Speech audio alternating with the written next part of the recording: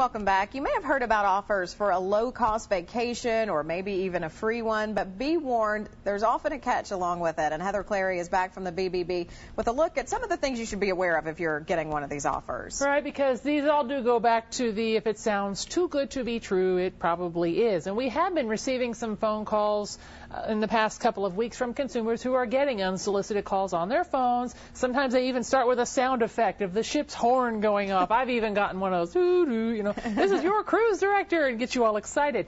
And they say, you've been selected to receive a special promotional offer. And you can come, it'll cost $199, you can bring 4 other people with you. Great. Come to Florida, some resort there, some resort in Vegas, California, Bahamas, whatever it is.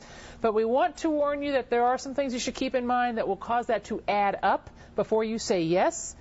First of all, you do want to tally up all those costs. Okay, typically they may be putting you up down there, but they're not paying to get you down there.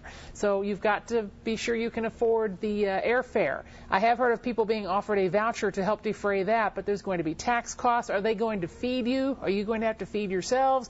Rental car costs, you want to check all that out because it may not turn out to be so cheap after all. Many times the caveat to these is you have to attend a 60 to 90-minute presentation of some kind or tour of the resort you're in, kind of the quid pro quo for it. Some of those we have heard experiences from other BBBs as well who have reported consumers saying some of these can last 3 or 4 hours and be very high pressure, and they about don't want to let you out of the room. So you want to be very careful about those things. Get everything in writing before you say yes to anything.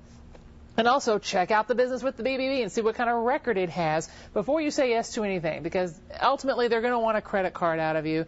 And if you do give it, be sure it is a credit card, because if something goes wrong, you typically do have that dispute mechanism. So, you know, it may sound really good, weather's starting to get cool, want to be warm, but also be sure that you're dealing with someone reputable so that you can have a good time and not get scammed and end up with a big timeshare you can't unload or something like that. Yep. So, important things to keep in mind. Yeah. Thank you, Heather.